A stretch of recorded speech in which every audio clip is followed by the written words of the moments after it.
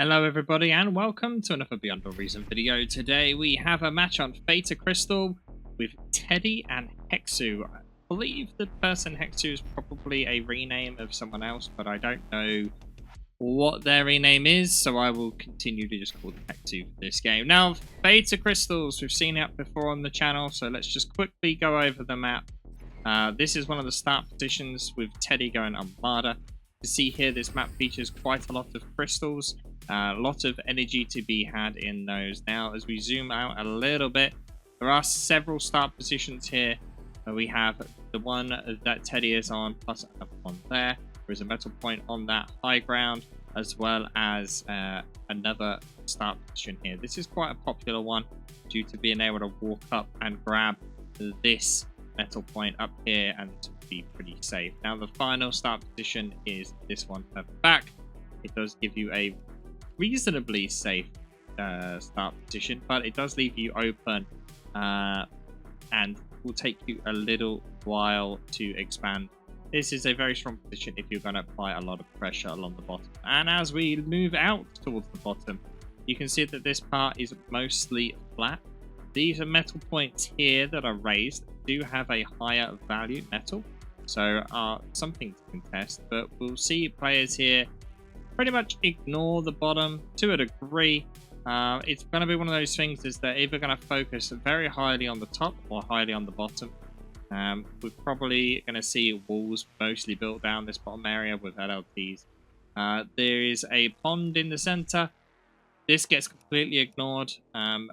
It's a shame because I can see some great plays being had with that, but no, nothing yet. And then finally, we see the ridgeline that is quite synonymous with this map. It is an important focal point, and with a single mech there, and there are more to be had over the top here, but not many people tend to get these. This ridgeline is not quite as high as you think. It looks pretty high when you're down low, but vehicles can move up it relatively well, so it does give you a bit of advantage, but not too much. And with that out of the way and scouts starting to make their way out, let's switch over to the normal camera. And here we are, ticks on their way across from Hexu, making their way towards Teddy's base. Or actually just sitting at the edge of Teddy's base. Hexu does currently know the base location of Teddy. Now, Teddy has a couple of options with his base located here. He is pretty well protected from raids. This single LLT here, another one here, and then a final one here will stop any early raids from getting to him at all. Or he could just use units to defend that. An incisor in one of those locations each will do a pretty good job of stopping any ticks. Now, as we mentioned before, with a position down here, it does open you up to raids from three sides, as opponents can move down here and attack from the side. It gets a little bit difficult for you to defend. However, if you do start here, you can build a couple of LLTs along here to defend that side. One here and one here, and it doesn't do too bad. Now, these ticks have managed to literally just skirt the edge there in a way of trying to get round. And the commander's gun managing to stop those ticks inflicting any form of damage. Now, let's quickly look at the opponent. Hexu here also going Armada. Surprisingly did not walk up and cap this top metal point. Also hasn't capped this metal point whatsoever. There's no wreckage on the floor, so it wasn't killed by a scout early on, it seemed. Rover managed to pick up 2 scouts just from idling. But the biggest difference here we see is Hexu has gone bots and Teddy has gone vehicles. Good harass here by Hexu, managing to pick up 2 metal extractors. The engineer or constructor, sorry, is still there, so that will be able to get that back pretty quickly. But as we've said many times before, the big difference here is bots versus vehicles. Vehicles are extremely more expensive than a bot. You can see 110 here. A single pawn costs 54. So in essence, you have 2 pawns per blitz. So numbers-wise, you're going to see a lot more units on the field for Hexu, as you will see for Teddy. Now, Teddy, not really micro disc constructor here, did not go back to get that. And there is a hole, which Hexu is going to exploit. Teddy is ready with 4 blitzes. Now, the vehicles are quicker, but these pawns should be able to pick up this constructor as they run past if he chooses to do that. Although Hexu not microing these at all, because at the same time, these blitzes are attacking Hexu by Teddy here. They don't really manage to pick anything up, but they do delay the response of Hexu with his pawn, and this has pretty much managed to defend pretty well. He did lose the... No, he doesn't. He didn't lose the construction vehicle. Construction vehicle's fine. Now, a big difference in strategy here is you're seeing Hexu has expanded with his commander here, using that build power in order to push out pretty quickly, whereas Teddy has done the opposite here, deciding to stay in base, using that build power in order to get the base built up quicker.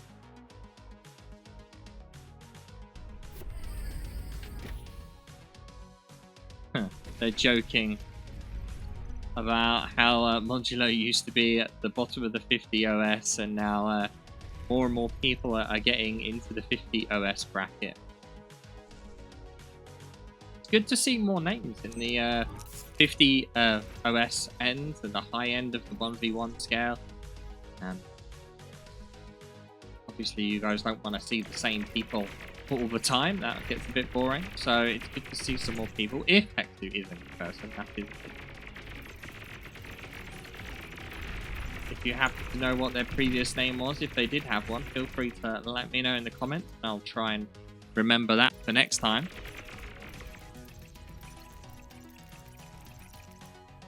Now, it does look like Teddy does manage to pick up this constructor. Yep, it was going for that high-end metal extractor. And now, emergency LLTs are being built here in an attempt to stop the blitzes. And they do that pretty well.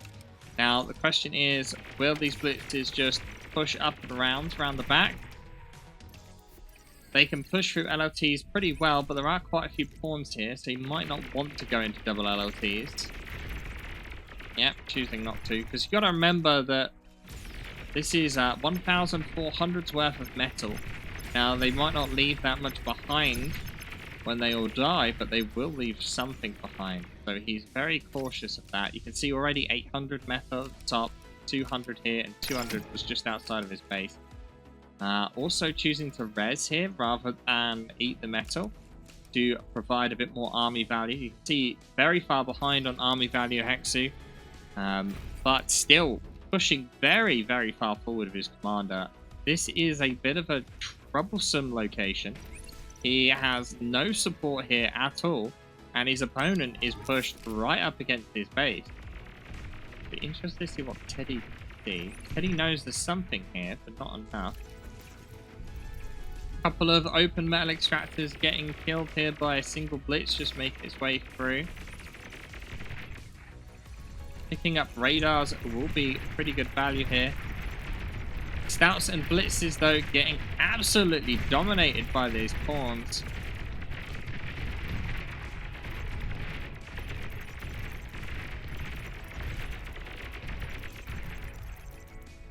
And that is a lot of Requiem. Maybe a Janus or two in that mix would have done wonders. But no, just Stouts and the Resbots here as well. 2.5k of metal just sat waiting to be resurrected, and now Teddy has to fight over this reclaim field. Cannot really afford to let all of that metal go to his opponent. So far, metal produced is advantaged Hexu as well. And we can see here is the constructor of Teddy aiming to try and get some of that reclaim, but it is not looking good. Look at the tide of blue units just rushing over.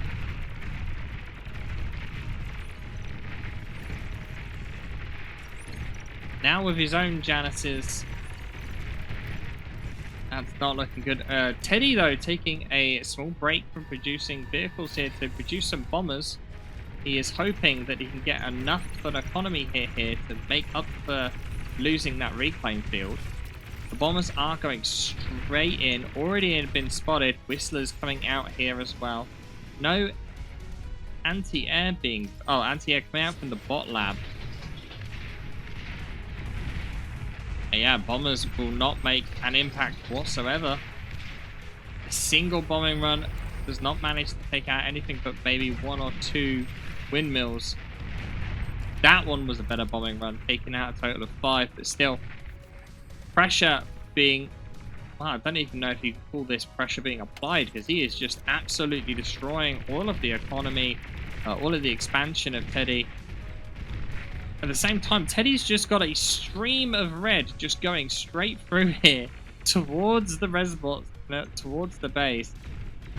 Just, I don't quite know what his plan is with these units just slowly going across. He is contesting the reclaim field here and taking out quite a lot of the res bots, but a couple of gunships by Teddy to deal with some of these raids, but take a long time to kill anything. And now Teddy is behind quite a bit when it comes to metal production. Janices are just slowly pushing through the LLTs. Dead. And this is just so much metal up here. Still 2.5k. There is some reclaim in Teddy's base, but not enough really. Looks like, yeah, he's going bot lab to invest in res bots, and this is just a mess. Normally, there's like good solid line between players, but this middle section is just a mess. You're seeing like units behind enemy lines that the scout has just managed to walk in and just killing these constructors with like nothing to worry about whatsoever. What should normally be a front line like this is just, there's just so many holes, so many gaps.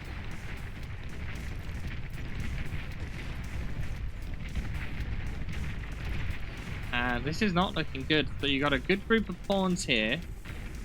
A lot of these will get killed by the LLTs, but it's not enough. No self-D, so these guys are going to get through.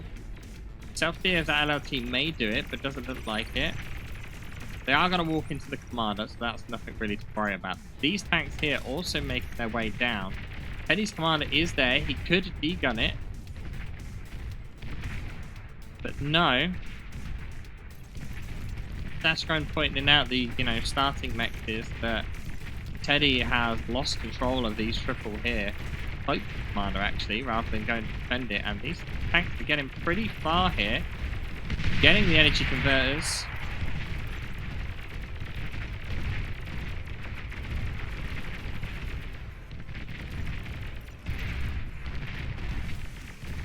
Just getting good value here. Going for the con turret. Manages to get this one con turret. There is plenty of them around. Surprisingly, they're not trying to eat. There they go. I was about to say, they're not trying to eat the tanks. You could have prevented quite a bit of damage by doing that, but 2.5k worth of metal, almost just outside of Teddy's base. Teddy lost quite a few units on the right here. 800 worth of metal. Tech 2 now also out from Hexu. And Teddy pulls the GG Commander as soon as the Tech 2 arrives. So, what did we really learn from that? Well, Teddy ahead on everything here, right? Destroying enemy resource, destroying enemy units, efficient use. But, and I realized, as someone pointed out, we weren't on the logarithmic scale. Now we're on the logarithmic scale. Metal produced, you can see it go up quite quickly and then kind of plateau out. It's more the fact of units killed. Bear in mind that the units that Teddy is killing are pawns, so it doesn't look quite as good as you would expect. But very close game. The biggest difference is that once out of the way for a second. Once this area, whilst Teddy was over here, putting all this pressure over here, Hexu was still expanding all the way down there. And at that point, you know, Hexu had well over half the map, whilst Teddy was still in this corner. So, very well played by Hexu. Teddy, unable to pull off a win. This kind of fight here was pretty much the end of the game for Teddy after that point, getting all of that metal. You can see at the end here, metal produced 41k to 28k. Huge difference in metal. Well, that's all for this one. Thank you all for watching. I hope you enjoyed it. Don't forget to like, comment, subscribe, and even use that whole hype feature that's new. And I will see you all next time.